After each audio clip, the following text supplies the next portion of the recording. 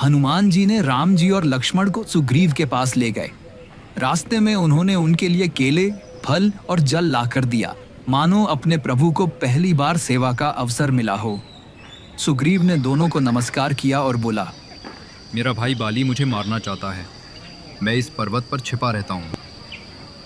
राम जी ने उसकी व्यथा सुनी और बोले, मित्र, चिंता मत कर। जब तक रघुवंशी राम जीवित हैं, तेरा अन्याय नहीं होगा।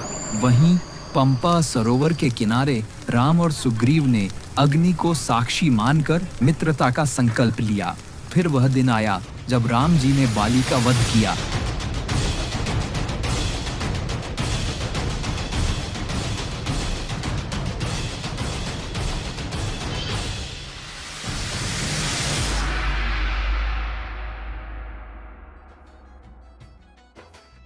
और सुग्रीव को किष्किंधा का राजा बनाया।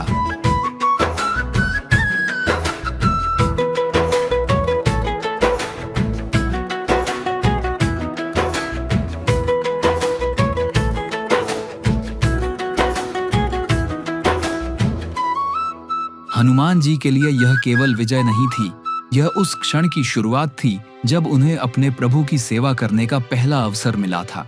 सुग्रीव ने जब राज्य संभाल लिया तो हनुमान जी बार बार राम जी के चरणों में झुकते हुए बोले, प्रभु, अब आज्ञा दीजिए।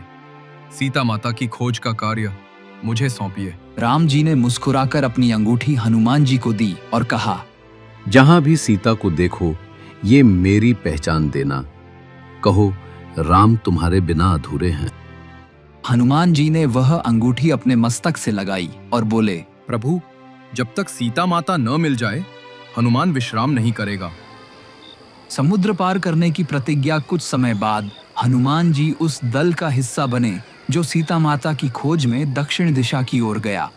जब वे सागर के किनारे पहुंचे और सबने हार मान ली, तब जामवंत ने कहा, हनुमान, अपनी शक्ति को पहचानो। तभी हनुमान जी ने याद किया राम का दिया हुआ वरदान, उनका नाम और अपनी भक्ति। उन्होंने दोनों हाथ जोड़े और कहा, जय श्री राम। और देखते ही देखते हनुमान जी का रूप पर्वत जितना विशाल हो गया। उनकी आंखों में अग्नि और हृदय में केवल एक संकल्प, अब सीता माता को देखे बिना मैं लौटूंगा नहीं। फिर वो कूदे।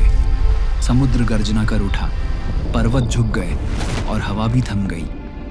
यही वह क्षण था जब हनुमान जी ने समंदर पार करके लंका की ओर अपनी अमर यात्रा शुरू की। इस महाग्रंथ का अगला पड़ाव जानने देखते रहिए ये रामायण सीरीज।